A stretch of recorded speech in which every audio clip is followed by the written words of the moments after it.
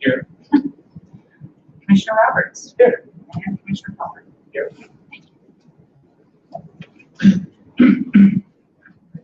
Would like a motion for the approval of the agenda, please. I make that motion. Second. I'll second it. Moved and seconded. Any discussion? Madam Chair, point of information, who is it that puts together the agenda? Well, those of you who give me input prior to the meeting, and then I sit down with the administrative board and we put it together. Do we have a deadline on submitting information or request that may not be done? 2 weeks before the meeting. I've actually asked a week ahead of time to jot something on the agenda, I think about last month or the month before, because it was important. Okay. In the discussion. I remember that case. I think that was important. I just mentioned several times that I think we can have an item on the agenda for the committee of the whole, which is what it's even mentioned in our bylaws and it's done by many organizations, and that's where any topic that a commissioner might want to bring up would be setting for that particular item. And so I guess I'll submit that in writing 2 weeks prior to the next meeting. Okay. The other thing that I'd like to mention is I'm a little uncomfortable with this policy that has been included as part of the Finance Committee report, as I understand it. That's part of the Finance Committee report about the scope this policy applies to all of district staff. That's the present policy right now. That's the present policy that's been in effect. So now we're soliciting, I think we are going to ask for comments. Oh, that wasn't clear. Yeah, we're going to ask for comments from the board about what kind of policy we should have. As far as making agenda materials available. Yes, I think that the board has to discuss and find out where they want to be on that. Yeah, I think that's excellent. I noticed that other jurisdictions make the entire commissioner or council packet available to the public online. So right now, the only thing we have online is the agenda. So folks come here and they can not read the materials that the commissioners read. It makes it difficult for them to prepare the comments.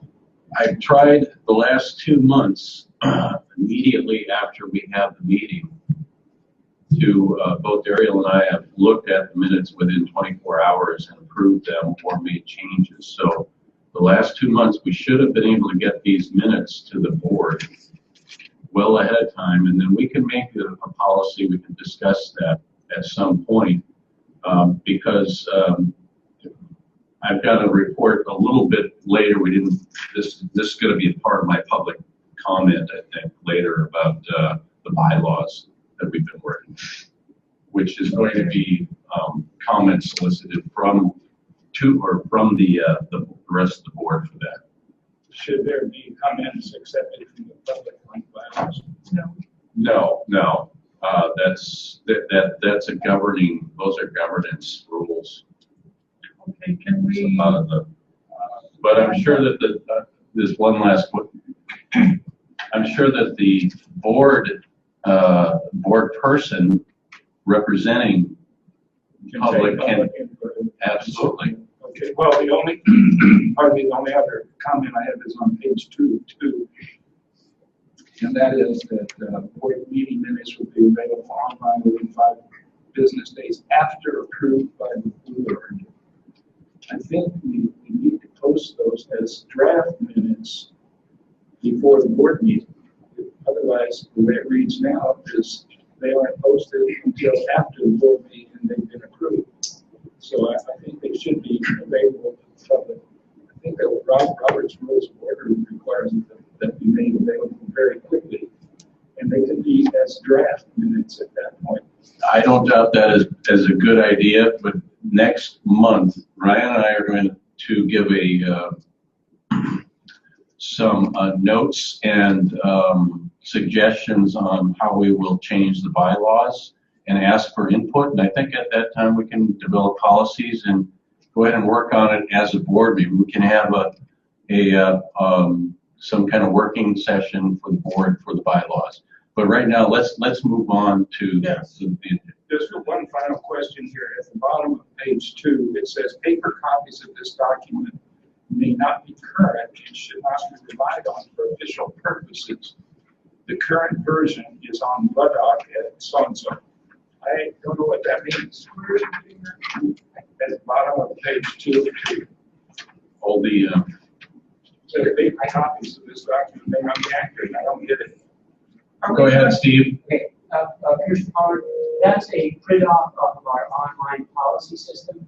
What we want to tell people is if you need to look at current policy, you go into the system, you don't look at one you may have copied 6 months ago. So Even the document that is now produced may not be. That one's right. However, you're not a clinician who's doing a medical procedure. So we don't, if you were a clinician doing a medical procedure, we want you to look online so you have the most recent policy and procedure in front of you. Okay, thank you. Thank you, Madam Chair. Okay. All right. All those in favor of the agenda as posted? Aye. Opposed? Now I've asked, motion passed for approval of the minutes of the special meeting of February 5th. I make that motion. Second. Second. Any additions or corrections? Any discussion, Madam Chair? Yes. Okay, one thing I'd like to see us do is that when we use acronyms, that for the first time they appear, we spell out what those organizations are, and then put in parentheses the acronym, and then you don't have to repeat that. But like on page 2, we have here WASMA. Now, maybe more people know what WSHA is, Washington State Hospital Association, but I don't recall what WSMA is. And I think the public probably knows neither of those acronyms. So I'd just like to see us avoid dot talk. We have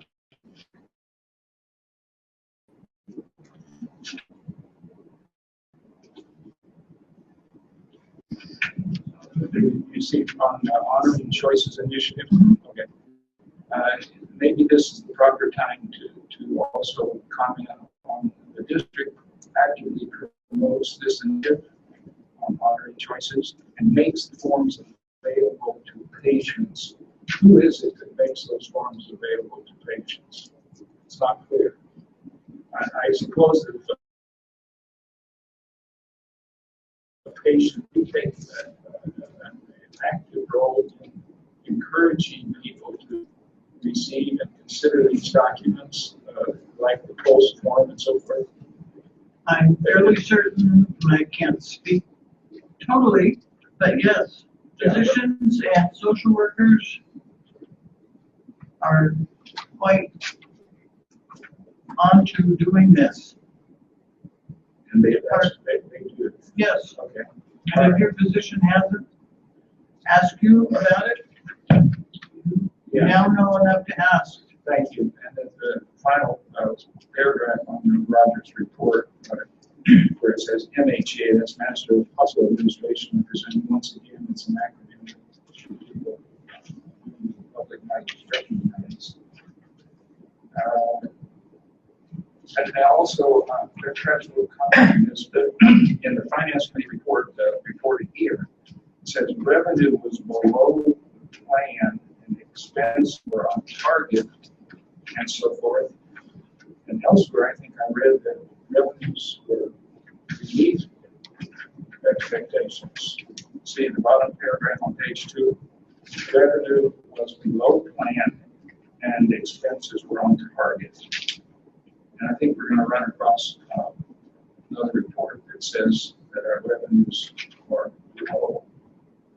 Was that because of the clerical error And was that because also we had some problems with, getting money back because of the, how do I say this? The electronic code was not there, they didn't have it. Yeah, that's discussed elsewhere, but I think we're talking about revenue from patients here, if I'm not mistaken. It was below plan, and yet we're at capacity. I don't understand. How can revenue be below projections? That's my only question. Thank you. Maybe the superintendent will discuss that. So. And member of the finance team could probably give you some assistance on that. All right, all those in favor of approving the minutes as amended? Please say aye. Aye. Opposed? None.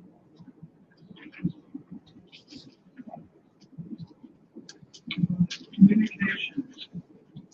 I am going to say give my communication time to Jill Green and Jim Grafton when their report time comes, because that's the most important thing that's going on right now. Okay, I'll say a few words too. January was a very strong month, profit-wise and revenue-wise, and that will come out, I'm sure, in the Finance Committee report. We're 95% complete on the new hospital. We will be obtaining our temporary occupancy permit in the next 3 weeks, and we'll be commencing the move to the new hospital. Our first expected date for occupancy by patients would be May 6th. And so tonight we're going to have a great presentation by Jim Grafton and Jill Green on the new hospital status, and also the schedule for the grand opening events. So that's my comment. Questions? What's the status of the hospital foundation? I'm sorry? The current status of the foundation, our foundation, Snoqualmie Valley Hospital Foundation. Could you clarify the Well, question? I know that we lost our paid director, Eric Kaltenbach. But I'm under the impression that the foundation is not active because of that loss. Is that correct? No, it's not. We had a board meeting last night, and the foundation is funding its operation. Who is the president or chair of the board? It's Jim Schaefer. Jim Schaefer. Jim? Thank you. So he is a volunteer, not a paid director. Is that correct? Very good. What's happened to lunch and learn? This was a very good outreach to the community, and the last one we held was in December, when we made a report on the new hospital.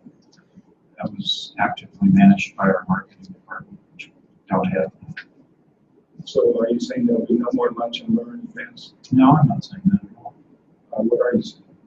I'm saying that it's currently not active because we don't have a marketing department. So for the time being, That's correct. I'm gonna step on this a little bit. We had to cut some expenses. Our budget was in the red all the time. We needed to clean it up, and so there were some extraneous expenses that we felt that we could cut back to help us in the black. And that was one of the things. It was an expense to the district. Same people kept going, and it didn't always reach the people it needed to reach. The families that needed to hear about drug and alcohol in schools and what it looked like, they weren't there. So, Commissioner, I beg to disagree. We've had a very good turnout in lunch and learn. yes, we have. I would ask what costs are involved. The lunches, perhaps, I think they were made at the hospital cafeteria. It's a staff time and expense for the staff to put it on and organize it. I think that's the main cost. You know, if it were the lunches that were costly, for example, we could just say, bring your own lunch, bring speakers in. I think that service that the hospital really should consider continuing. They treat different people for different events, suicide prevention. So I hope that we can reconsider that at some time. We had a suicide prevention. We actually had a great turnout at the casino 2 weeks ago. We do. Our Snoqualmie Valley Community Network. And Daryl and I were both there, and your support for that endeavor, and I think they raised over $30,000. Over 30,000. 30,000. So. good to And hear they that. work a lot with the youth in the valley. Demographic women. I think we shouldn't give up on the lunch and learn format. There are lots of compliments of that project. I would, Mr. Superintendent, I would like to see a report about our staff. I heard from an employee who there to say a lot of turnover in our staff. It would be nice if we had a report where we said total number of employees. You have it. And where is it? It's in your packet. How's it titled? I can't find it. It's called total FTEs. Okay, and then how about the turnover during the month? That is the number of persons that resigned or fired, otherwise departed, and new hires. How many new hires? Have we established any new positions? We can report anything you want. I'll make a written request. Can we do that? Is that very good? Okay. And also, I noticed in the medical committee, and I think what we've all been expecting, the district-wide note at the top. Continue to move forward with revenue bond process this week, which is February 17th. We will receive the draft report from Heidi Bailey on the financial analysis. Could you tell us where that stands? Maybe we can get to that. It's coming. Yeah, Let's not do the cart before the horse. No, but where would it appear? It will appear in. We'll get your medical committee. When we talk about medical committee. Yeah. All right. Okay. All in due time. All right. Finance committee. Okay. We have the minutes out to the other commissioners within 10 days before the meeting. I hope you had a chance, all other commissioners, take a look at that. Steve did a great job on this little chart because it helped me kind of visualize what's going on in the hospital, how things are going, and why are we making money? Well, in the last 8 months, we've made over $1.5 million profit. We shouldn't say profit, but with operations and tax revenues, we've actually made $0.5 million. And that's approaching pretty darn close to break even on just operations, within a couple 100,000, I think, being wrong. I think that's pretty close. So that's a good thing. And I tried to figure out, and I said, so why is this happening? Because I know that you've explained this, Tom did, and Steve and Roger at previous meetings. And what's happening is this. We have a great intake staff that is streamlining folks and making decisions to have patients come to our hospital in a much quicker manner. And as a layperson's perspective, before we had several channels to make sure that we were doing the appropriate care and to make sure that we had the appropriate care for the person that was going to come here.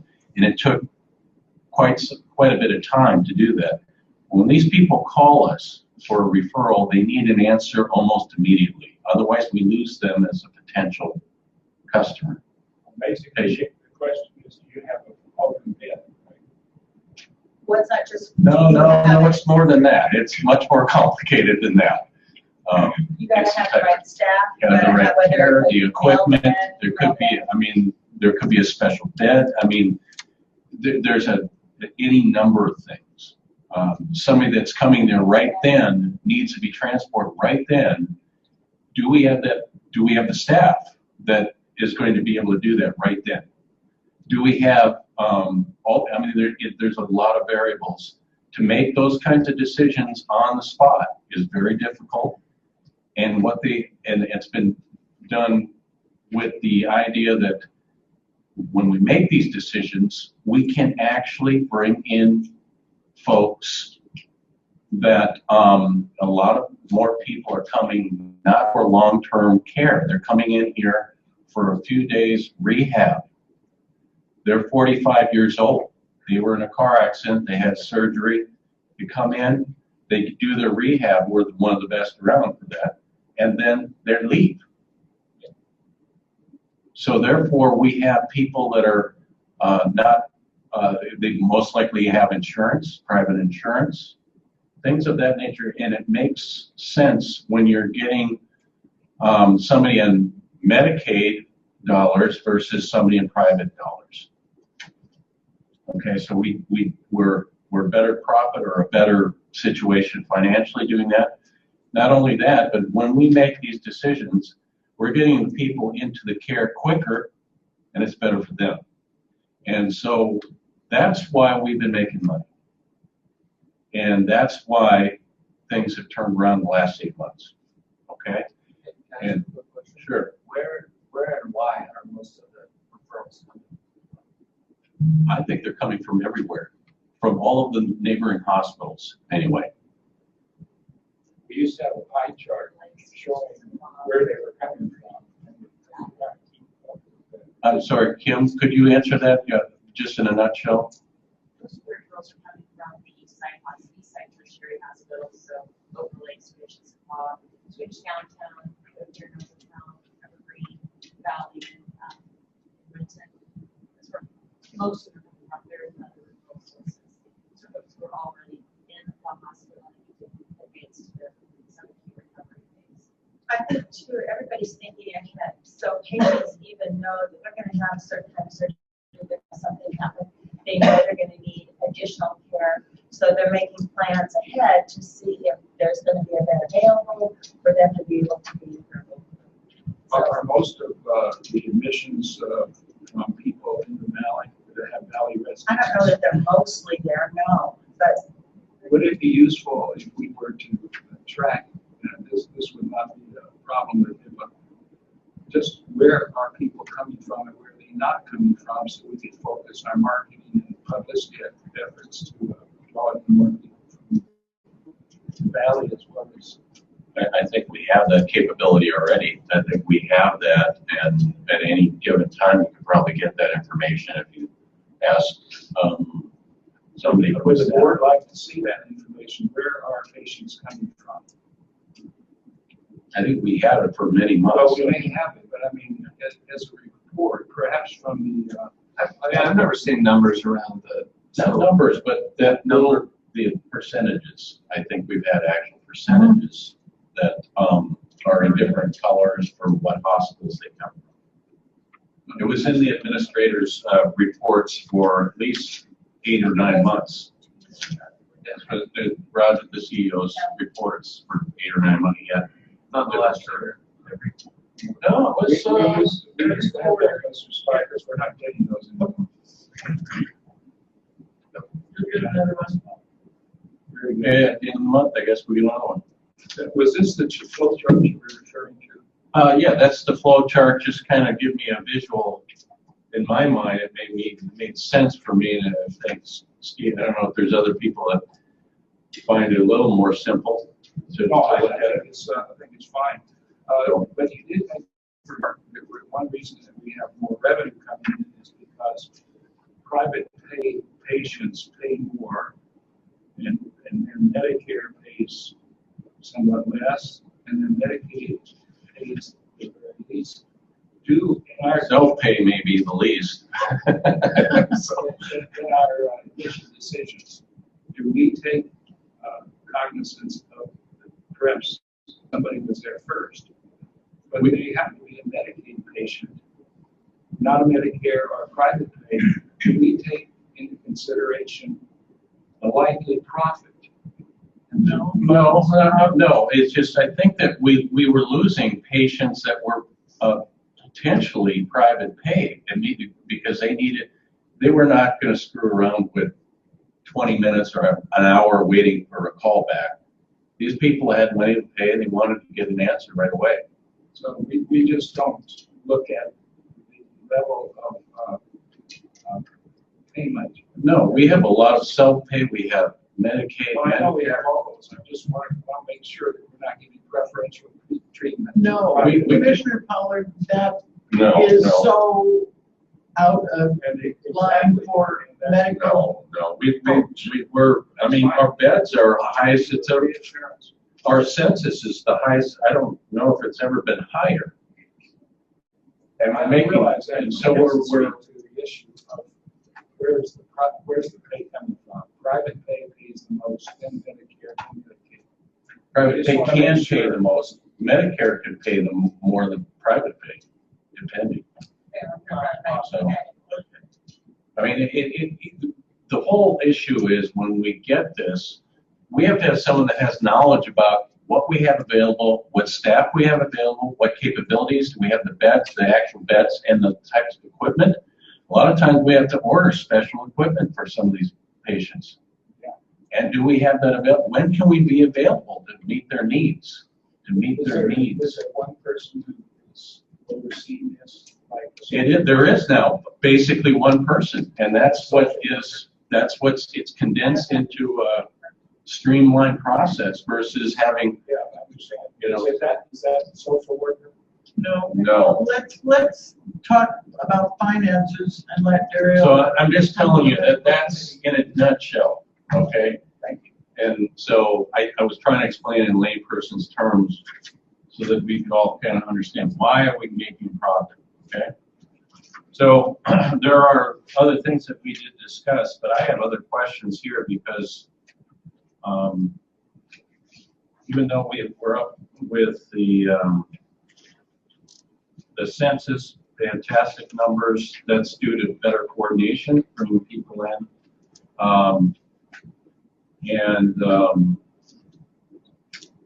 But there's some things here that are still up in the air in my mind.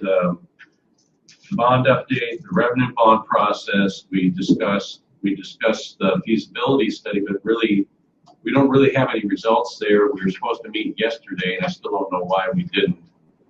And so I'm guessing at this point, I'm going to ask for some clarification from the staff about what happened and why. Actually, David, we talked about the finance committee. The financial feasibility study is not complete yet. It will be reviewed by the finance committee and presented to the finance committee before when complete. We're looking I at. understand, but why weren't they here yesterday during the meeting? That's what I want to know. We actually had talked about we canceled the meeting because they weren't in the study because we're still in the underwriting process. Okay, that's all I want to know. It's all related to the That's all I underwriting. want to know. I just didn't know. What was going on. So, all right. So that's where we're at. They haven't completed it. So otherwise, I'd give you some more information, but I don't have the information. So we'll just have to wait on that until. And I'm sure Steve will, the minute it comes through, he'll give me a call or set up a meeting with the finance department, and then we can present the information. The finance feasibility report is separate from the aggregating appraisal process. Is that correct? Commissioner Paul, same thing. No, it's we're saying this is who's doing it. IDB. Okay. Yeah. All right. Because I thought that it's an appraisal of values or something. It's not an appraisal, it's a projection of future revenues and expenses of the new hospital. Okay. And when will we be receiving that? Since it was fairly projected, we received it a couple of weeks ago. We anticipate within the next 2 weeks. Okay. But, we're So the board will have an opportunity. they will come here and present it to you. Very good. Thank you. And the only thing I think that another positive thing is my understanding is that we were up in the expenses because of the amount of census and people that came in. But we have been able to hire some staff, part-time and full-time, to compensate for the increased costs of hiring per diem coming in at a very high rate. These are caregivers, right? Right. And so that our expenses, actually, if we maintain the census, we should be able to maintain the census with less expenses. So that's already been taken care of. My understanding that there's been some additional staff to compensate or to be able to compensate for those types of situations. Do we pay the health insurance on half-time employees? Half of it. I have one other question. If you're finished. I think that's. I'm done. If you have any other board member or anybody. We used to have at every meeting a report on our long-term indebtedness. And we haven't been getting that for several months now. Steve and I discussed this, and it was my impression that we were going to start getting that again. Steve, maybe so my mind up with the balance sheet on your report to the next one. Get it every month. Okay, that's fine. I apologize. No problem, Steve. It hasn't changed significantly or anything like that. It's just a little over 40 million. Pardon me? It's a little over 40 Yeah, million. it's the same as any long-term debts approved by the board. So, now, when we sell these revenue bonds, I presume we're going to pay off as much of the long-term debt as we can where there is no penalty. Is that how it works? We're going to Buy a hospital. pardon? We're going to buy a hospital. Well, yeah, I realize that, but I mean, the existing $40 million in long-term debt, we're going to try to pay off some, No. The purpose of the revenue bond is to purchase the hospital. right? Yeah. So what happens to the $40 million long-term debt? We'll still have long-term debt. On the books. Yeah, my understanding is that the revenue bonds for about 16 million are going to eventually, with debt service, cost about $118 million. So are we saying we'll be $118 million, one way to look at it, in debt, along with another 40 million of continuing long-term debt?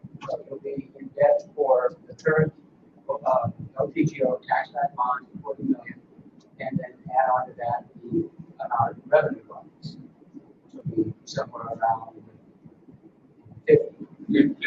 60 is what I heard. So, exactly. Yes, it will be. But then with debt service, it would run up to $118 million. I think he said. That is the value of the debt service over the life of the bond. Right. They are interest expense. Right. Well, it's still money. Thanks very much. Medical committee met on February 17th. We're continuing to move forward on the revenue bonds. However, we haven't done on Bailey, so that's kind of sitting there right now. So what I have, those notes aren't going to make any difference right now. Patient move daily. The patients will move the day will be May 6th. Grand opening. Open houses, new logo will be announced at the next board meeting. Is that today or the next one? Today. Okay, so you'll see what the logo looks like. Average census month to date is 20. Average census year to date is 20.9. The isolation patients are our difficult point because once we have an isolation patient, that ties up the bed. So that's, if you were to talk to Tom, he'd say that's our revenue. So we're still turning away patients. When we increase our numbers, then we won't have to do that as often. Public awareness campaign is continuing. The ED visits are through February 16th are equal to last year's level. There's a hope that that will increase. We've been doing an advertising in the theater that Tom arranged, and he's had people come up to him and say, "Really, you have an emergency room?" He says, "Yeah, we have an emergency room." So he's been kind of surprised that people did not know that. So this is at the North Bend here. Yes, the North Bend Theater, he's got a campaign for, come locally, come to the Snoqualmie Hospital for your emergency needs. We are asking to come and project on the screen so we can all see it. Yes. I'm going to ask him, I don't know, next month or the following, to present the same program that he presented to the Falls City Community Association, which will. I think though the point is we're still moving, we're still turning patients away, and the goal is to not have to do that. Lab, we got a new hematology analyzer installed, staff are being trained through February 20th, and so that's over. That was still happening when we had our meeting. And then pharmacy. Once the pharmacy is moved, we have IPE students that come to work with our pharmacy. We have 2 from the UW coming and 2 from Wazoo coming. Employee enrollment as of June 31st was 271 for the affordable access, and community enrollment was 233. And also on imaging, sharing data, that's one of the things we're working on. Everybody can see the same data. So if you have something done at one place and you're somewhere else, then you get a whole of that same data. So there's going to be some data sharing, which I think is where we're going medically and health. So if That's already being done. not completely, no. I think it depends on if everybody is using the same system. For instance, is UW physician using the same system as Swedish is using? That's the same system as Oklahoma. They can always see their own stuff that they order, but now you'll be able to share it between entities that are separate. It's going to get better. Is that right, Kim? Almost, I guess not. Looking at her face. I didn't say that right. And we're headed definitely not the right path, but we are headed towards being able to share information across the board with the these offerings. So we have quite well. As a collaborative group, we are going to continue to that direction. So a lot of our decisions, contracting and such are done so that we can share that and make So the information that's being shared is that principally patient records. Yeah. Yes, anything that you find on a medical record, that's where all the energy is going to. And then the patient has to sign off to give access to the record that they might have with UW or something. They have to give permission. Correct, it's embedded within the Permission form. Good. One of the things, one of the big benefits that will come with this kind of system or anything along this line is that you have what oftentimes referred to as frequent flyers in emergency rooms.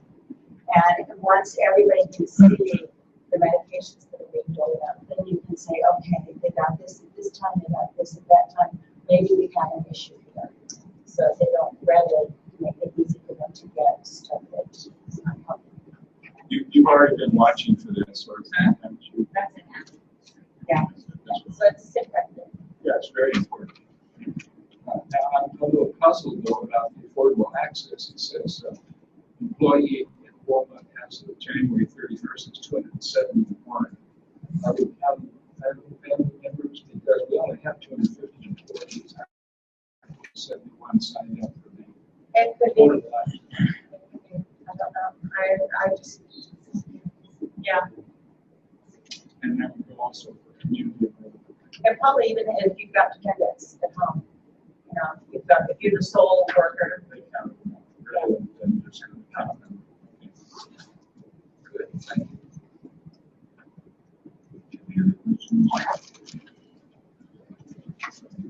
Facilities report. Well, both Jill and Jim are here to give their reports tonight, so I will Yeah, why don't we, I'll add something at the end, but why don't we go ahead? I think we're anxious to see the slides and Jim Grafton's always excellent report. Our report will be outdated. Jim. Okay, all right, well, Speaking of outdated, on the medical committee report, it said that census today, this document is dated February 17th. Is it the census today? No, that was on that date. Okay, what was our census today? I don't know. I think Roger said. 18. You just said 18. Thank you. Nice. Okay. We're up for public comment. No, we're ready for the census. No, we aren't. We're going to follow this agenda.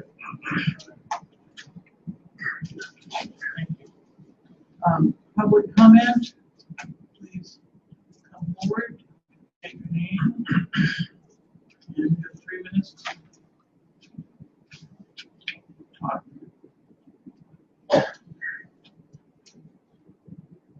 Carol Peterson, Snoqualmie. 2 questions, one very quick. On the finance committee, Daryl and David, one of you actually look at the warrants every month. You go through one by one and look at them, and then I'm assuming you okay them and they come on the agenda for approval. Do you ever turn anything down? Do you look at them first? I occasionally ask, we'll ask a lot of times if something I don't see, I've never seen on the warrants, I'll ask many times. I said, what's this for? Or what's that for? Because I haven't seen that before. Why is that? A lot of times it's a change of vendor sometimes, or it's something that I wasn't aware of. It all depends on what month and what's on the warrant. The warrant list is about 30 pages, and it's very small, and I think we have, I know I've asked a lot, what's this for, what's that for? And that really has what happens on the cutbacks. Yes. Is because we look to the warrants and we say, okay, so what's happening here in this department or in that area, and try and isolate where some of the expenses are. Okay, thank you. Well, the warrants are everything. Yes, they are. They are. The second question, the Ann Landry contract. How different is this from, and I'm sorry I don't know her last name, Jean, who's been with the hospital district. Is she still with us? I understand from preliminary review of this, I just got it, that what it's saying here that Ann is going to do seems to me like what Jean has always done. Is she not with us anymore? And how does the difference is? Jean, what Jean? I don't know. Jean? Is that Jean? That's the you're thinking. I don't know the last name. Starts with an M, I thought. Jeannie is the one that went out to the hospitals and. Yeah, no, it's totally different. That's what David was referring to in his finance report on the referral coordinator and the acceptance of swing bed referrals into the hospital.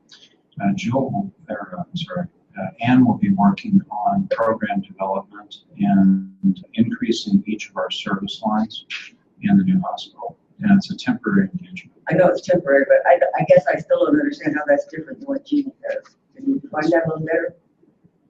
Better what Jeannie does? I can't describe it any other way. Jeannie Fessenden was in a totally different position than what the function that Ann's going to be doing. Was or is? Was. Or she's not here? She's not here. Okay, that was my question. So she's not. Okay, thank you. Any other public comment?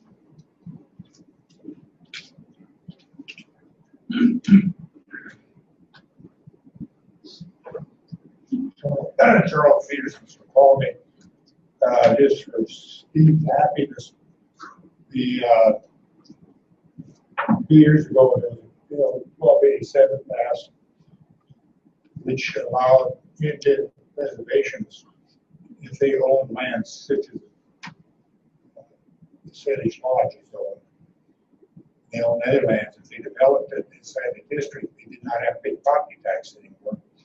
So the common grid method, you went to the county represented us, they couldn't agree to it, then they didn't pay anything. And Muckleshoot's, a lot of lands. All the Indians bought several pieces of land inside our district. But anyway, Symboli was the only one that took that battle on, went to court. They just did a court ruling unconstitutional. So that created some pennies back in your pockets, and I know that'll make you happy. And I think it didn't cost us a little bit portion of those were affected. They could probably be, anyway, they tried to amend the bill this year already, but since it's unconstitutional, it'll be good for a couple of years. I was wondering also, Madam Chairman, is you give me a status report on House Bill 1870. I don't keep track of House bills or Senate bills by numbers. You can give me a little information. It's a bill that's been introduced, working through the system, that says for the next year and a half, hospitals should merge with other hospitals, etc. Unless they're out of state hospital coming in, but in-state hospital. I have no idea how that is progressing, and Jay is here. Yeah, and one more about it. And I think what you're referring to is, and we talked about this, about the lawsuit, where in Idaho, the hospital and two hospitals came together and they decided it was a monopoly. So now you can't do that if it's small. Am I right about this, Roger? Because we heard about this. Well, they talked about it in Idaho, but this law is specific to state worship. Yeah. He might be correct, but I think what he's talking about is the lawsuit that's gone to the Supreme Court, where the governor instituted a policy requiring certificate of need for any affiliation or merger. Is that what we're talking about? And that is not, Okay. that is not. And the bill, if introduced, would make that illegal. That's correct. And that's working its way through. And as far as I know, there's no resolution. They're passing bills now, so it may get passed, it may not. It may get passed in the Senate, not in the House. So it has to work its way through. Well, since we've been looking at draft mergers, I would hope this district will take a position on it. So you stay on top of it. That's Senate Bill 1870. Yes. We are Watch that on, you can watch that on TV. House bill or Senate bill? House Bill 1870. we are taking a position on it, and our position is WSHA's position, and WSHA, Washington State Hospital Association, is representing all hospitals. So United, we're opposing that. Very good. I just want to point out to my people, if we do move forward at some point in time with the merger, this would stop it for a period of time.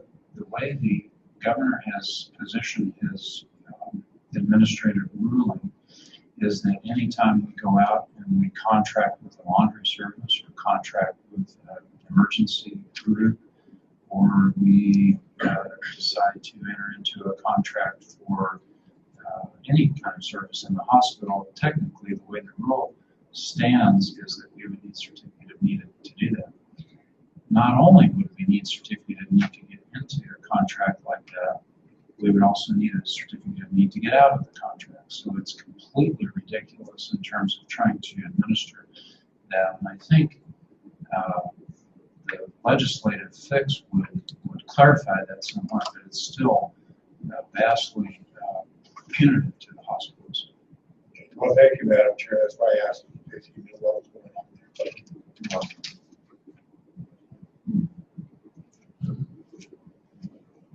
Jim Simons from Bowling. I'm not prepared to give you any specifics at this time, but I would encourage the board to reconsider quarterly administrators' reports and go back to month to month. And when I'm done preparing hard data from district reports, I will send you folks an email. But a broad look at it, in the first half of 2014, there was a pretty serious decline in the admission rates.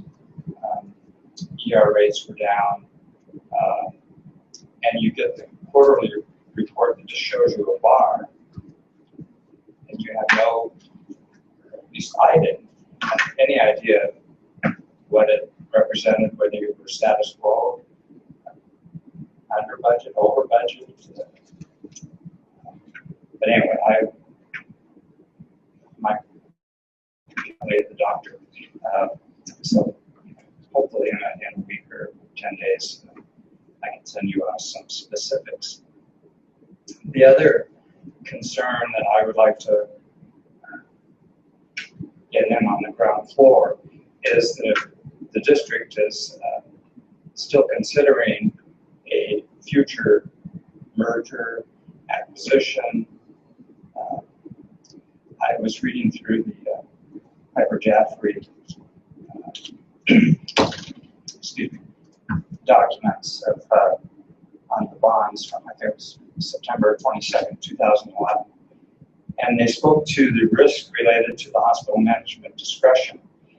And one of the things that they zeroed in on that caught my eye was that in all this merger and affiliations and integrated delivery systems is that they felt that there was potential for reduction in net income available for debt service.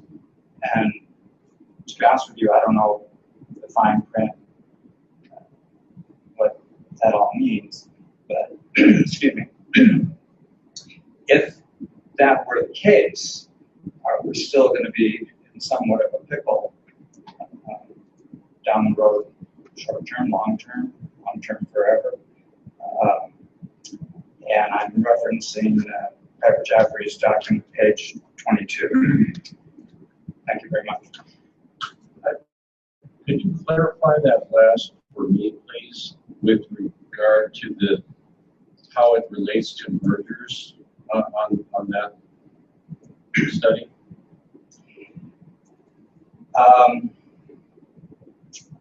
Or affiliations, I guess.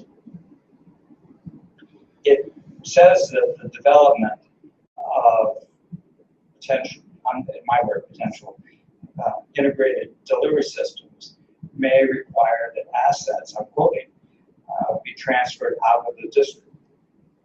So, or that new entities be brought into the district.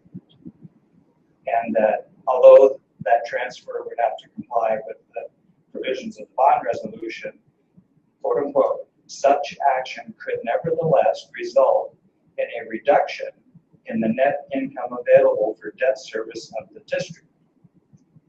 Blah, blah, blah, blah, blah. And at the end, their closing sentence was, no prediction can be made as to the potential impact of such risk on the district. So, if I could comment on that, in every bond issue, the bond counsel has an obligation to point out all of the environmental risks to potential bond buyers. And I think that's part of what that, I mean, that would be true in New Jersey, it's true in Texas, it's true. So you'll see very similar language in the bonds that we're putting together now, where the attorneys will try to, and the underwriter as well, will try to list and clarify all of the potential risks associated with buying the bonds. Not just healthcare bonds, but any bonds that are issued. You can read pages and pages of that kind of environmental risk. Right. For me, that's a given. But what can the district do, could the district do, should the district do to reduce that to the maximum? Open your hospital and get really busy. So we're rolling the dice. I mean, we might as well go to Vegas and every No, time. we're not rolling the dice at all. That's why we have talked and that's why we're spending $80,000 for an independent review and analysis of our projected volumes and income. And we'll have that in a couple of weeks, and you can assess that then. I think that's all of our best probably reliance on any kind of projections would be an independent accounting firm that is very knowledgeable and experienced working with critical access hospitals and replacement hospitals. And that's what we'll have. So. Well, that would take me back to my opening comment about data then from, I've gone back as far as 2008, when the numbers were much higher than they currently are. So if you watch it just every quarter and you aren't looking at the raw data and you aren't getting an analysis of the raw data, percentages month to month, year over year, it can overwhelm you, and you just kind of look at this bar graph and say, oh, everything looks rosy. In fact, you made comment to that effect. You're right. We do not have a crystal ball. But what we've done is position the hospital district for healthcare for many generations to come. And frankly, putting the hospital, and Jim, I would encourage you to go on a tour. I think, if anybody in the audience wants to go on a tour, we'd be happy to facilitate that. And I think you will fundamentally understand that when you're in the physical building and you see not only the beauty of the building, but the efficiency and the ability to accommodate many more patients in a location where patients actually drive by and can see the hospital. I think you'd be convinced. Okay. Thank you. Point of order, Superintendent mentioned $80,000 ID daily, is that correct? I thought we were, the board approved the board on that. No, that's what you Was it approved. around No, $50,000? that is you approved. What did they charge us last time we did this? They didn't. The ID daily, has done this before, have they not? It was years They have ago. not done this specific forecast before, and they are sticking with the price for, I don't remember what that was on the top of my head. This is I don't recall it was that high. We had a choice between two different entities to choose from, which would be the best fit and also the best price. Okay, second point of order, Madam Chair. You kind of gave a short shrift here to the finance report, which is separate from the present Matthew is going to make. If you prefer, I can do that as a presentation again, or I can do it now. Finance Committee?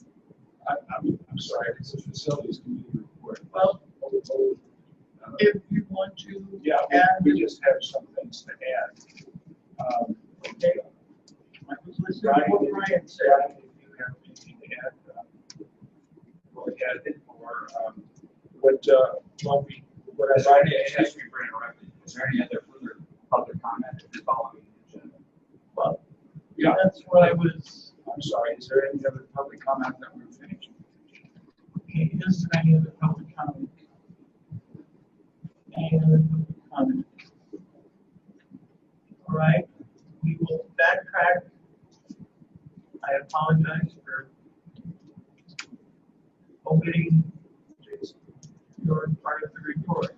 I noticed in the finance committee report, they mentioned that Jay Rodney was absent. In other words, they're making a record of who's on the committee, who's absent. Mm-hmm. Okay, the minutes here that were prepared as notes by Jim Craft. I'm very appreciative that some of these minutes are required under the bylaws. They omitted those members who were absent, which were Steve Daniel, Kim Cobb, and Jay Rodney. They were absent from them. I think they should appear on these minutes because they are members of the facilities committee. All the people that were there listed. Yes. Well, then you need that, and as you have in your report, I think you one person was absent. No. No. Whoever's there. At any rate, I'd like to have the other members of the committee mark as having been absent. Okay.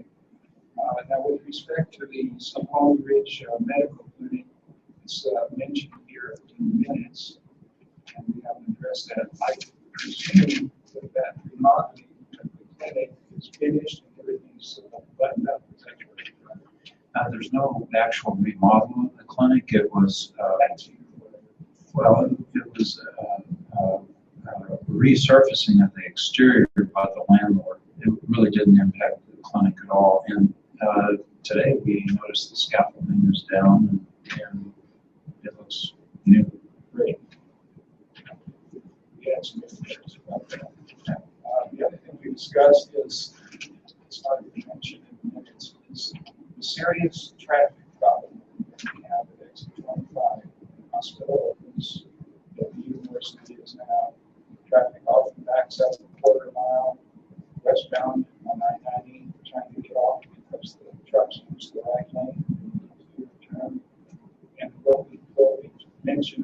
feedback has been today. Well, they're going to let it go, and for a traffic study, it may take 6 months or longer before we can do something. I think we ought to step in right now and get our legislative representatives to help us get a third lane, a right turn only lane at exit 25. The space is there.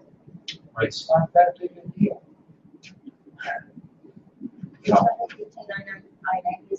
I-90 exit 25 westbound. Okay?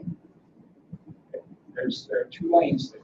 The trucks are using both lanes. They come back up a quarter mile east of that peak traffic times.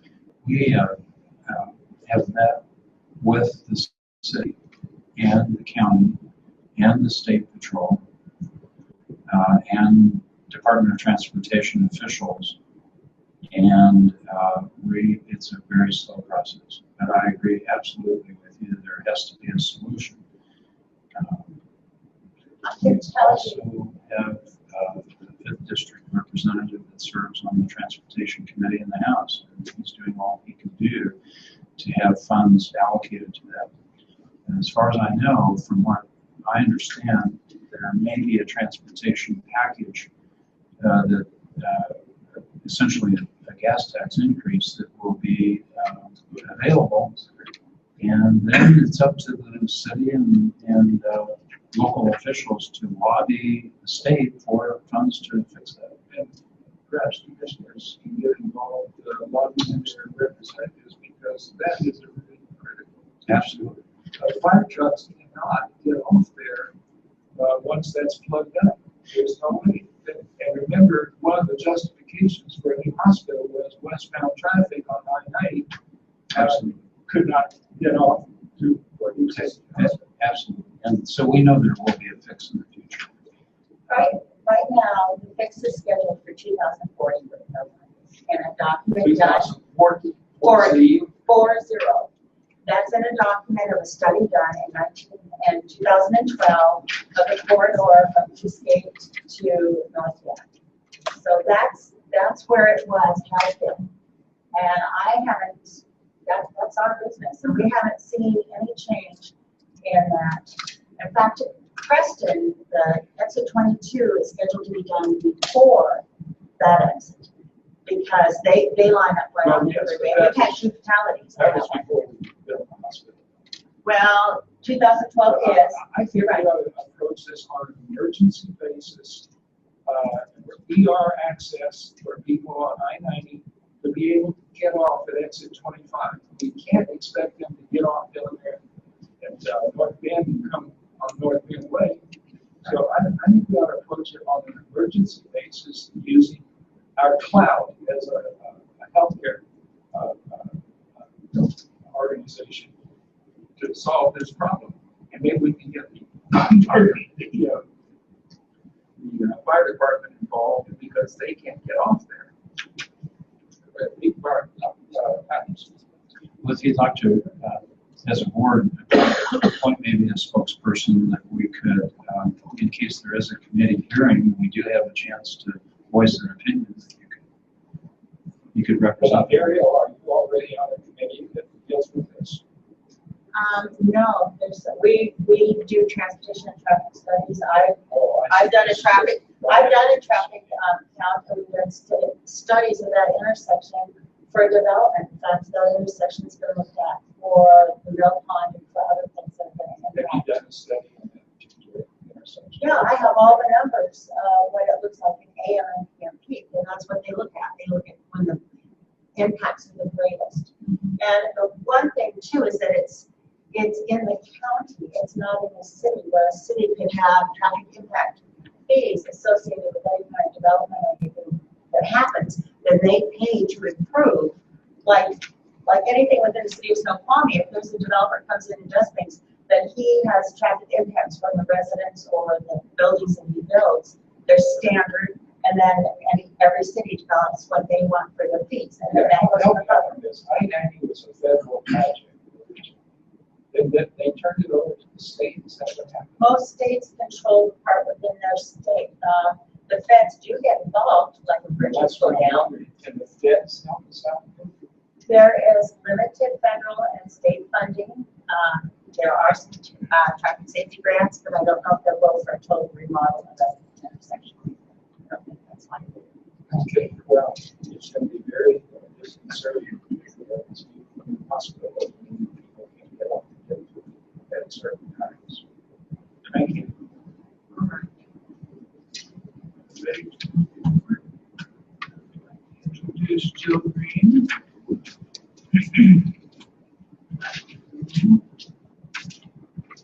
All done.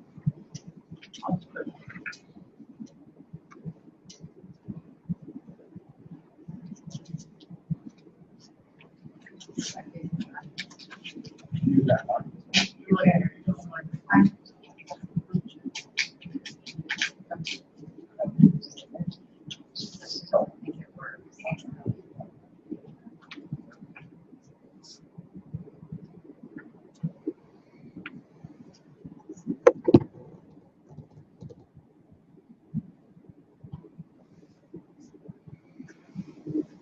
Charles knows how to work.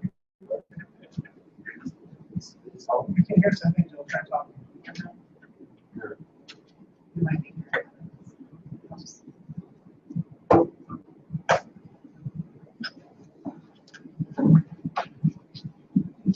Can you hear me okay?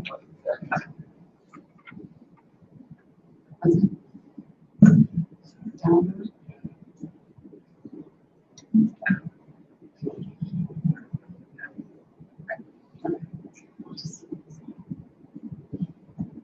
My presentation tonight is about how we're going to brand and advertise and announce the new hospital and events that we're going to do. The key marketing strategies are to update the logo, website, signage, and marketing material, and that will reflect the modern and progressive nature of the new hospital. And also announce the new hospital's opening through advertisements, social media, mailers, etc. Hold community events and open houses to create awareness and excitement. And then after that, continuing ongoing marketing and communications to increase awareness and patient volumes. The first step would be we redesigned the logo and with the website and the colors, and this kind of goes with the modern feel of the new hospital and also complements the interior colors. Here is the new logo that we is designed for the new hospital. And to look at our website. Look at the website, and this is snoqualmiehospital.org. You can see it if you haven't had a chance to yet. And here is a look at how the sign will look on the side of the building and where it is going to be located. Here, we'll show you some of the marketing materials and the advertising campaign that we have been starting and that we will continue to do until the open date. There's a postcard mailer that you should be seeing, a lot of you might be seeing in the next week, that just went out. I think it was just mailed yesterday. That's the front of the postcard, and here is the back. And as we mentioned earlier, we want to focus on the fact that we do have a 24/7 ER, and one of the points talks about the expanded emergency care and more treatment rooms. Who does that mail to? It mails to people in Snoqualmie and on the Ridge and into North Bend. We have about 8,000. No, Right there. yeah, You have already mailed those. they went out yesterday. Oh, I was going to say that. Yeah, that would be fast. Here's an example of one of the ads that we run. You may have seen this in the Snoqualmie Valley Record and the Snow Valley Star. And here's another one. And here's a rent card that we're currently getting ready to print that we just finalized. And this will be something that will go into the clinics and to different businesses throughout the community and hand it out. And it will just, it's announcing the new hospital, the open house and the grand opening events that we're having. And I'll tell you more about those after Jim gets to show you his update. So are there any questions so far? Jill, you mentioned that the postcard was going to Ridge, Snoqualmie, and North Bend. What about the lower Valley?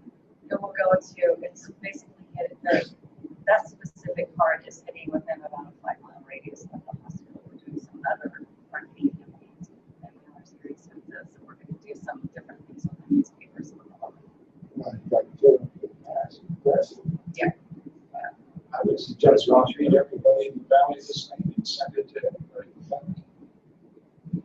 Unlimited budget, definitely. We're talking about a $100 million investment here. What is the local? What is the local need? I mean, it doesn't get, Part of it is, it looks like a V for Valley, and it'll be a lot of different people see it in different ways. It could be people in the community. Where did you get the logo? It was designed, kind of designed. So was it like clip art on the internet, because you can go and you can find 500 logos for hospitals? Yeah, this was But when I specifically. first saw that, I thought, that's a good logo for a YMCA or a gym. But there was something lacking there. There's a single individual, I suppose, a choice in there, whether, to be generous, you could say, well, each individual is treated as a person or something of that sort. But basically, I'd like something like a family shown rather than the individual person.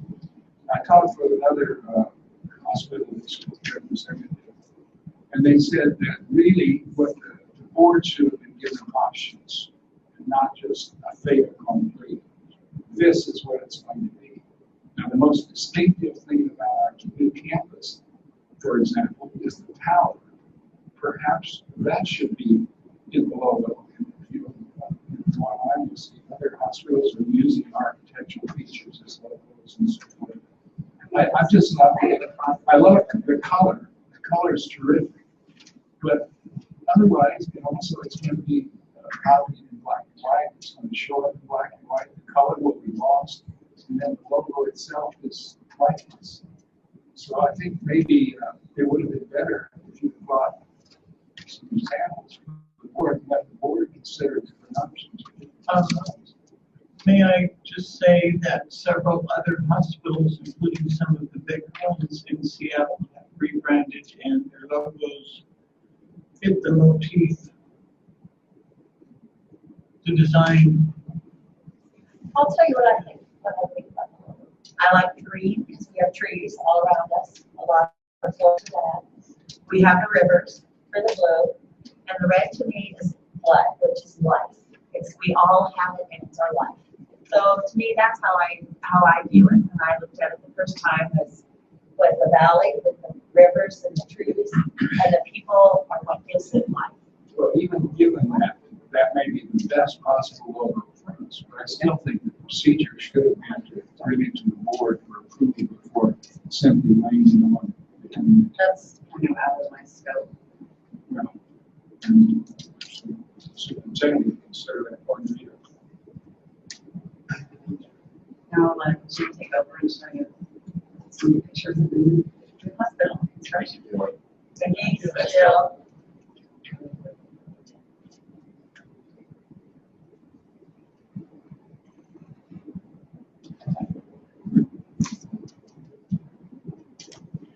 Okay, can everyone hear me? Everybody registered okay? Can everyone hear me? Yes, okay. Thank you. All right. Okay. I'm going to talk a little bit about where we are and what we have left to do before we get open. As Roger mentioned, we're at about 95% completion of the building. And just as I was originally putting this presentation together, I noticed that my list of things left to do seemed like it was a lot longer than the things to accomplish. So I actually have gone back and listed a lot of the things that we accomplished long ago, even that I've spoken about in previous presentations to the board, just to create a balanced presentation and realize how much we've accomplished. So as you can see from this shot, the building does appear to be virtually finished. When you get inside, it's not quite that far, but like I said, we're about 95%. So how did we get here? It's been a long and winding road. And if you look at this shot, which is actually the west driveway of the campus, you can see how different it was in 2013 when I took this picture as the way it is now. So I think some of us remember the one on the left, and most of us who are here remember the one on the right. So the infamous, the pre-groundbreaking and staff picnic where it drove rain and all got soaked and then finally it was sunny. And then the groundbreaking in September 2013, where we really got the construction going in a good way. And here we already almost opened to patients coming up here in really a matter of weeks. Are you going to guarantee a sky like that too, right? All I can say is pray. Okay. And where are we now? So where are we is all of our unsafe stormwater and sanitary drainage systems are complete, and that's a big deal. There's an awful lot of drains under the ground. Landscaping, the landscape irrigation, landscape drainage. The city of Snoqualmie is the only place that I've ever heard of that requires landscape drainage is complete. Cast in place structural concrete, precast concrete, so basically it's all wall building up. Brick masonry, stone masonry, concrete masonry, and retaining walls. There's one little retaining wall that's not there yet. It was a late ad that as the site came together, the city decided they were going to require. The structural steel and architectural sheet metal is all complete. All the framing and carpentry in the building is complete. And the acoustical and thermal insulation is all complete. We're still on stuff that's complete. So the roofing systems are complete. The waterproofing system for the sink deck is complete. The elevators are complete. We can't use them yet because the Little Night hasn't been inspected yet. Exterior windows, glazing, and storefront systems. The storefront system, for those who might not know, means the assembly of the glass and the metal that makes up the exterior windows. They're commonly used for the fronts of stores, which is what they're called storefronts. HVAC, heating, ventilation, and air conditioning is complete on all the levels. It's started up and running on levels B and level 1. And it's about to start up on level 2, actually. So the liquid oxygen tank is installed and it's all fully functional and loaded. The medical gas system is all complete and ready to roll. With one exception, which is the service column in the endoscopy procedure room is not installed yet. And all the casework on levels B and level 1 is installed. There's a few pieces of casework on level 2 ready to install. So okay, now we move on to things that are finished. So the site, the railing on the site deck is not finished. There's a few railings on the site to keep people from falling off the slopes that aren't quite installed yet. There's one stairway. Be ready on the 6th of May. Yep, we're totally on track. As I said, the reason I included the list of things that we've already completed is because the list of things that not completed yet seems like it's overwhelming, but it really only represents a very small part of the project, even though it's a really long list. So my concern is all of the safety aspects have to be in place for the 6th. Yeah, no, the city wouldn't allow us, nor would they take part of that help to occupy patients if it weren't safe. It's maybe we won't have, a doorstop in place here or a footstool in place there. But, it's going to be like moving into a house. It's going to be very easy. So the interior pass-through windows, several of those are not installed yet. Some of them are installed. A lot of the floor plate base is not installed. That's a pretty quick operation. About 5% of the doors and hardware need to be installed. The automatic door operators are not automatically operating yet, so that's something that is yet to happen. About 30% of the metal flooring remains to be completed. About 20% of the carpeting remains to be completed, and that is probably lower than it was when I put this together because they actually did finish up installing the carpeting in the bottom. Window blinds are yet to be installed, and level 2 started with HVAC. HVAC balancing and commissioning, which is actually something you can do after you once you get your basic pressure relationships established for infection control. That'll probably take a little while to get completed. And some trim carpentry and casework are yet to be installed. What is casework? The cabinets. So there's a little bit of landscaping left to do, and that is mainly because the construction trailers are occupying a piece of land where the landscaping isn't done yet. Obviously, those need to go away for that to happen. The lawns are not yet hydroseeded because it's been a little cooler yet, although it's been warmer than we anticipated. The sewer lift station is not yet operating.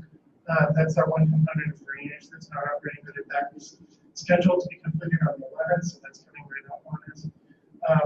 There's an exhaust from the pharmacy that's incorrectly located that needs to be removed.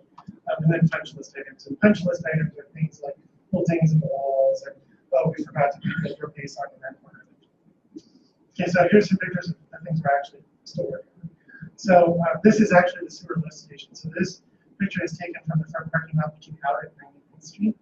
And you can see the little building that the sewer lift lives in is pretty much done. And a lot of the plumbing inside the building is actually done at this point too. This building has a metal roof. It will look very like the city buildings that go alongside the parkway at the Railroad Avenue edge. It's a city standard construction, like I said, scheduled in November 11.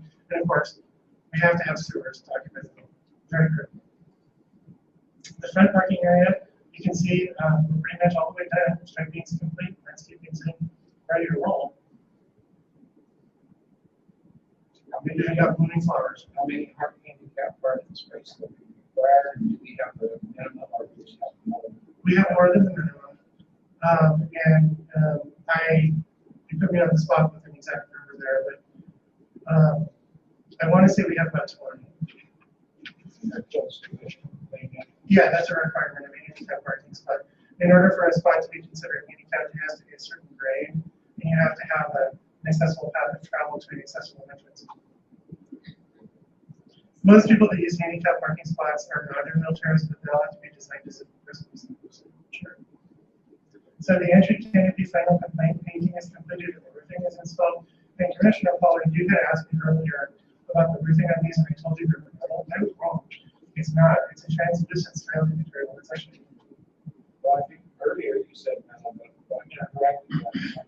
So, yeah, that's going to be beautiful. I didn't know we needed that. Yeah, it's actually the same material that's on the top of the tower. It's translucent and it actually has some insulating properties, so it won't get hot under the canopies and stuff like that. So it does need to be hosed off, once in a while, but that's what the facilities department. And this is actually the other canopy, the one in the back of the building that the ambulances will be using. As you can see, it has a real similar experience. You bring hot space on a hot day. No, but we'll let you send this. So here's the lobby. And I couldn't quite get into the lobby to take this picture because they were laying the carpet when I took it. So I'm sticking my body out the door that goes toward the restrooms in order to get this shot. You can see there's a little bit of finished carpentry left to do on the front stairs. But they're pretty much ready to roll too. And the broadloom carpet that goes on the stairs is not installed yet. You may be right now. So here's the emergency department, which is done. They were actually vacuuming when I took this picture. So they were testing and vacuuming. It's ready for us to start moving stuff. So here is the emergency department registration window. So this is actually the one thing in the department that's not done, which is the actual sliding windows.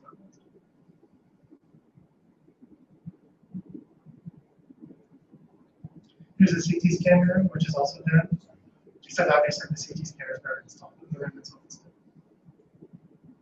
Here's the lab. Again, done, fire plane, ready for us to start moving things into. X-ray room. This is X-ray room 2, actually, because X-ray room 1 is all full of cards and construction materials that can get a good shot. It's essentially similar. What are those ones? Is that where carpet is going to be laid? Actually, there's a vinyl floor in this room, and that's actually protecting material that's laid down on top of the floor. The contractor has put that there so that as we're moving equipment into the building, we want to cover up the floors. Here's the clinic hallway, and this is actually 2 of our staff members that are getting our network operational with their clinic. Here's the west nurse station in the inpatient unit. You can see the level of completeness is a little behind on this level, and that's to be expected because obviously the basement was finished first because you built the building from the ground up. So the finishes are a little more advanced in the base bay, lagging a little behind the normal line and then behind the other too. So it's been that way through the entire project. And at this point, the basement actually is basically finished. Level 1 is very, very close, and level 2 is almost complete. So this is the north hallway within the inpatient unit. And here's a typical patient room. You can see that the nurse call device is installed, and the floor base is installed, and we're missing a ceiling tile. Other than that, we're ready to go in this room. The day room and the sun deck are slightly behind the rest of the floor because this is where they were lifting large materials into the building up until the last minute. So they delayed the installation of the extra windows until the last minute. And that's why the deck surface is only being finished up now and the railing installed. So this is the large equipment storage room in the center of the inpatient floor. And you can see the wet floor is actually getting installed as I took this picture. This is the pharmacy. And they're almost ready to install the floor in there. They're making sure it's completely flat. The next step after this is they'll pour a leveling compound on the concrete and then the vinyl floor goes there. This is the oral packaging area within the pharmacy. And here is the level 2 waiting room. So level 2 waiting room again, during our finish, all it's lacking is the carpet and the base. The rehab registration window does still need its glazing installed, and it's not final painted. The rehab gyms are pretty much completely done. There's a few cement tiles out as they're going around getting the HVAC ready to start. This is the supplies warehouse, and it is completely done. It's in this is the server room. Bryce was actually there when I was getting ready to take, when I was taking these pictures, so I was able to get some shots inside the server room. And then I was given this one afterwards. You can actually see what's going on.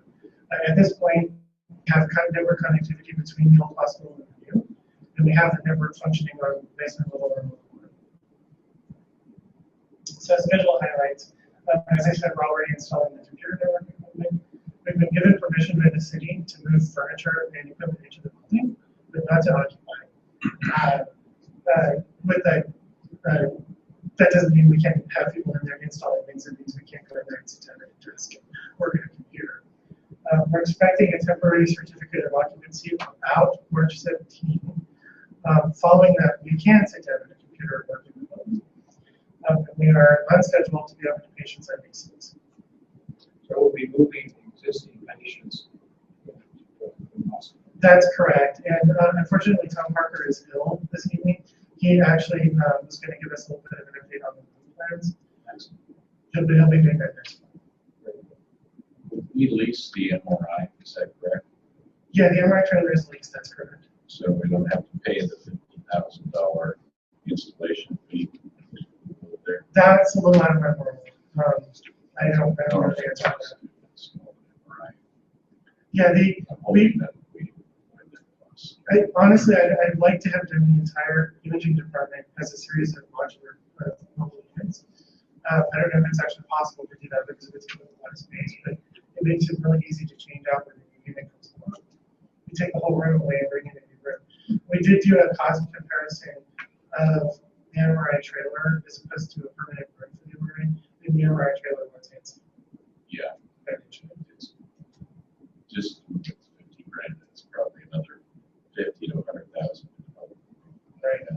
But you have to consider that for a permanently installed MRI, you're buying or leasing it, and then you're installing that, and then you generally have to do something to the room to give it to the and then you have walls. Yeah, exactly. Okay. You will hand it back to Jill, and she's going to talk about grand openings.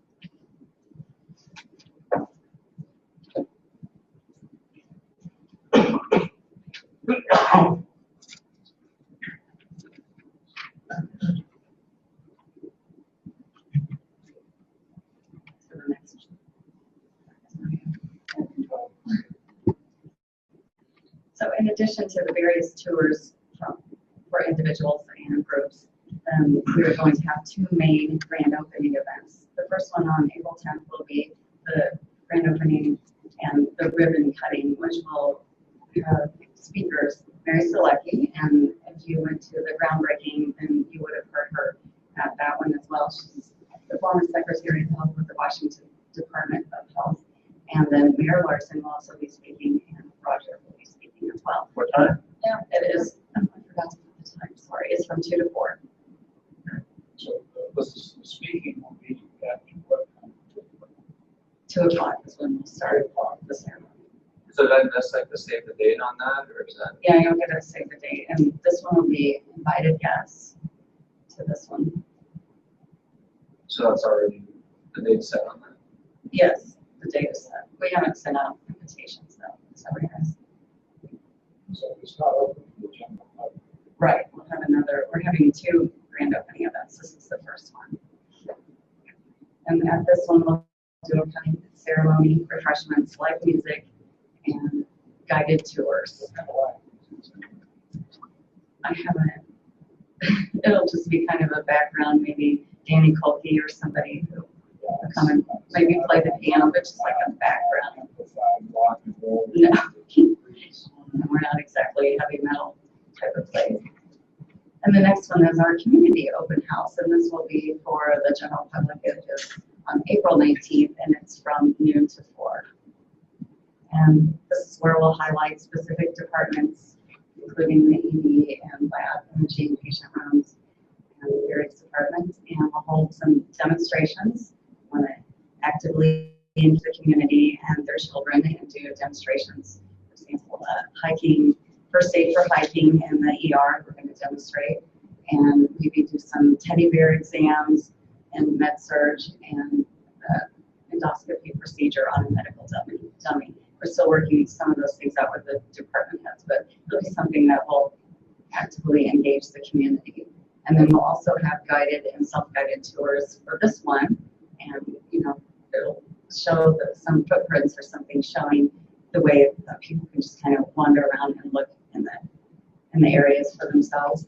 And then we'll also have prizes, food, and giveaways at this one. Use this as an opportunity to encourage people to get vaccinations and help build a community immunity. The bodies of the CDC. They focused on the opening. Yeah, the goal of this is to. This is what you're going to have a massive group of people coming to the hospital. There's a good opportunity. As a matter of fact, it would be nice to have a brochure about the foundation and some of the other borrowing of medical equipment. This is an opportunity to get those things out to the public. Yeah, we could definitely. There will be a time for specific speakers because hopefully there'll be so many people milling around As talking about having some trying to the brochures. Yeah, can do that. Right. Thank you. Joe, may I ask a couple questions? You did a good job. First, what time is this? This is, sorry, I forgot the times on this. It's noon to 4. And it will be, and then also it'll be in all of the. First of all, it's money to put on your head. I don't know how. The first open house, right now the guest list is about 80, but that doesn't mean that we're just having an initial phase of invitation.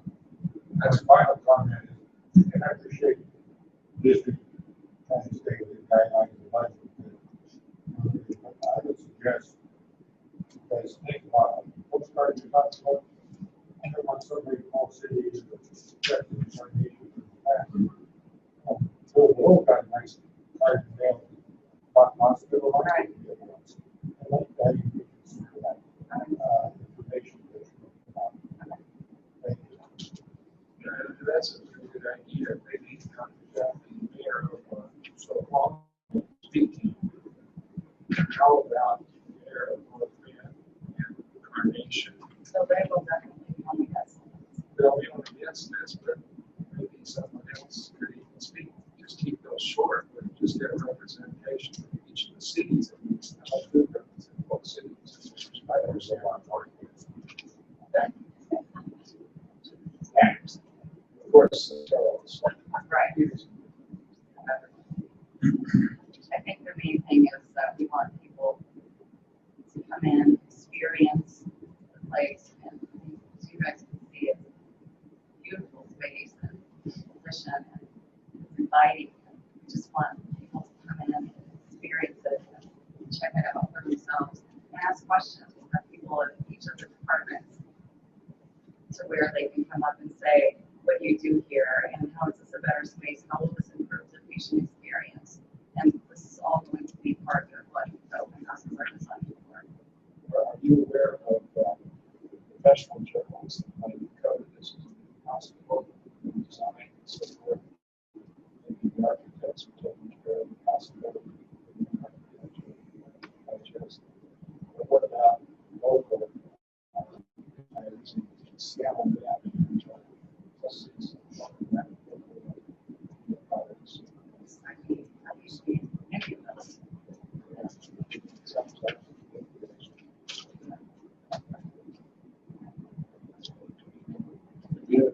6th?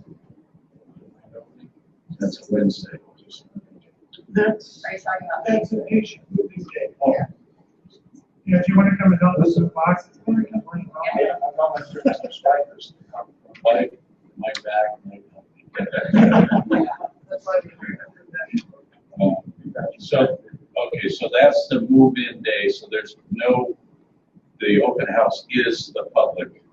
Yes. Okay, got it. Yeah, we don't want to do an open house when patients need rest and recover. Lift their spirits. By the way, all right. Okay. Approval of payroll warrants. Payroll taxes. Okay, I'll make a motion. Second to the motion. I'll second it. What is the motion? The payroll of warrants. Okay. Moved and seconded. All those in favor? Aye. Opposed?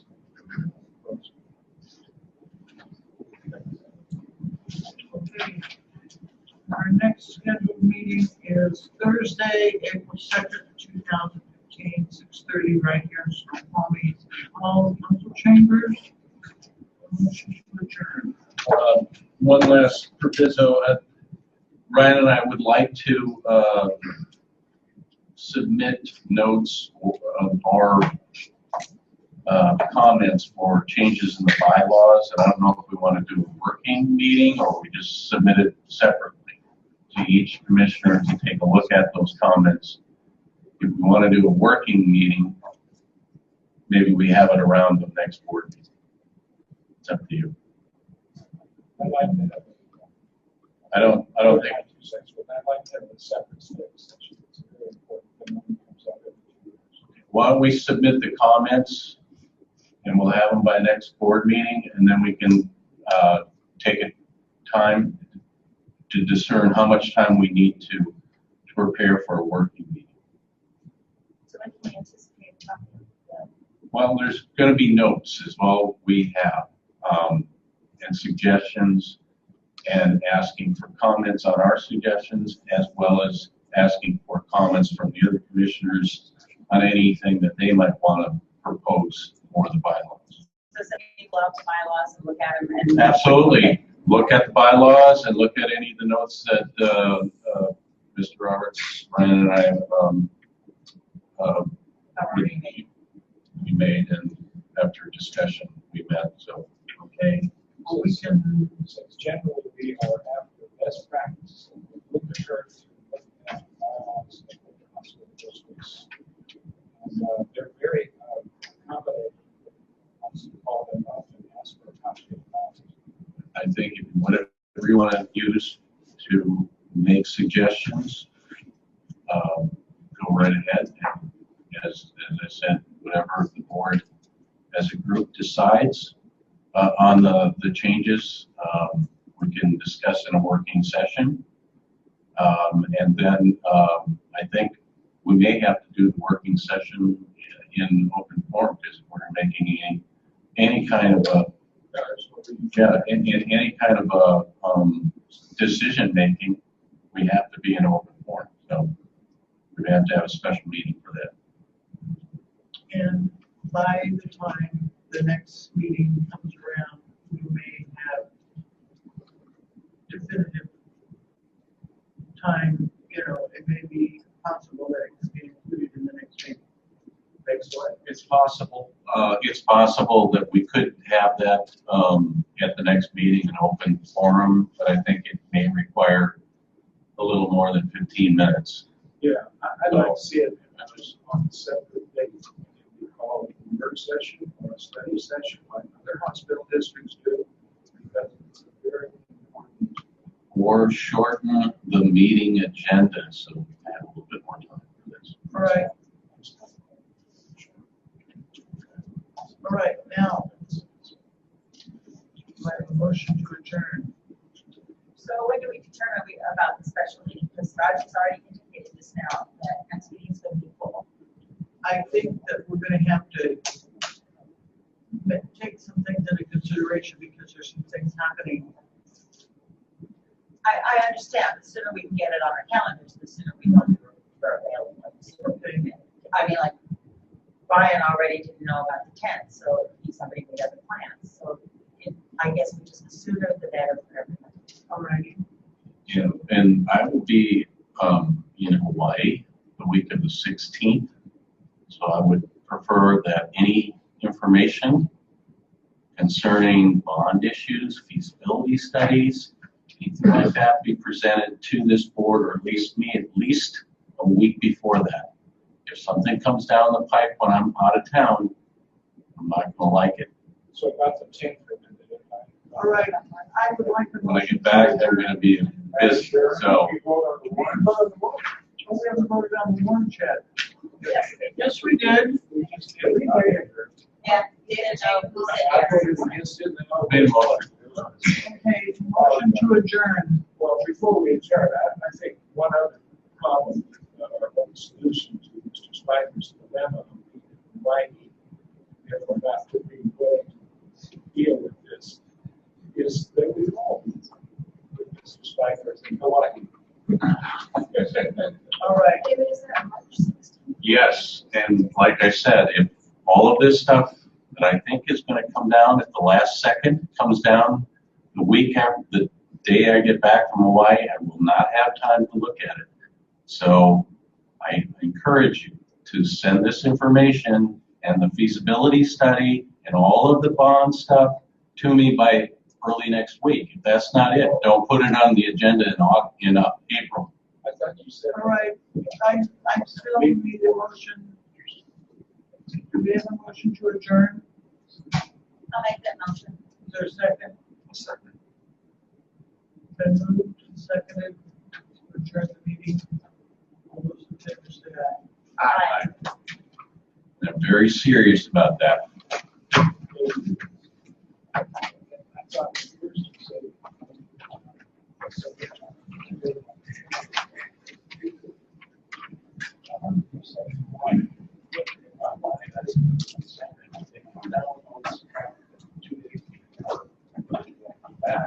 I'm not gonna like.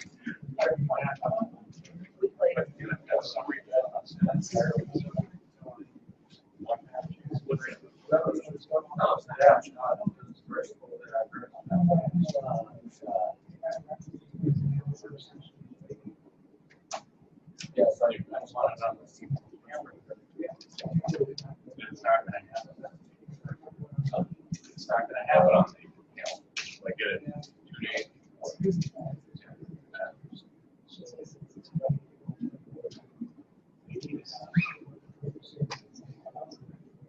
Yeah, because they gotta have this stuff.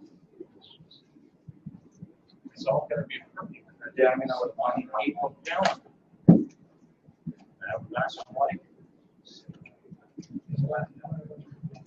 No, I'm not talking about that. I'm talking about the bond issues. Feasibility study. Yeah.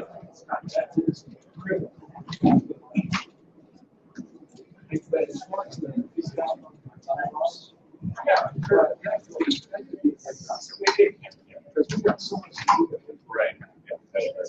That's right. We'll figure it out. Thank you. Just keep working on that, getting that feasibility.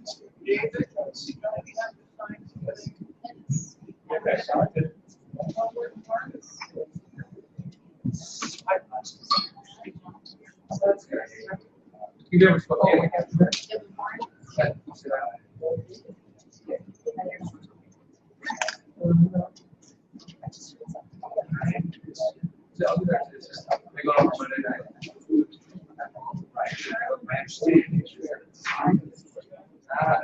That's probably what I'm doing.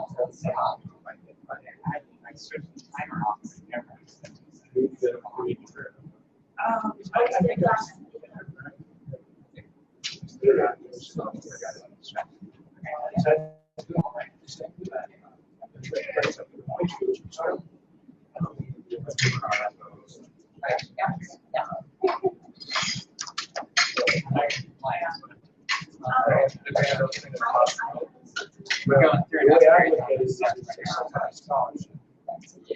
Yeah. the first I heard about it.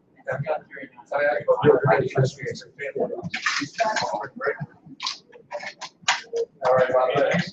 Sorry about tickets.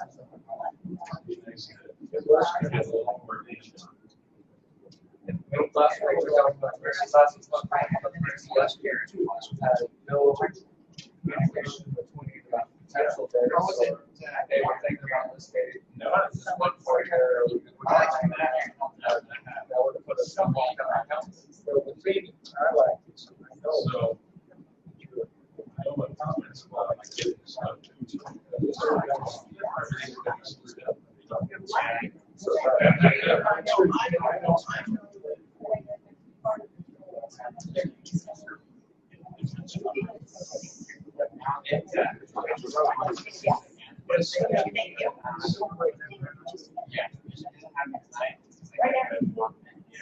I'm good, I got it. Yeah, I'm probably gonna be there.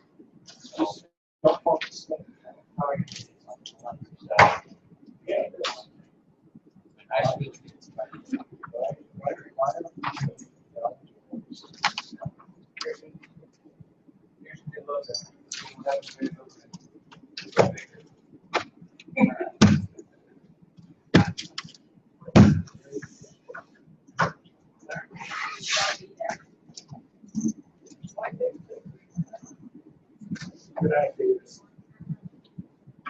We had move day.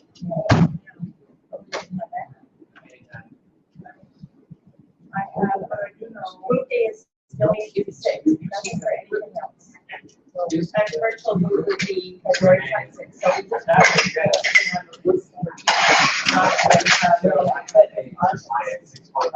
Oh, yeah. Yes. Yeah. So that, so you can still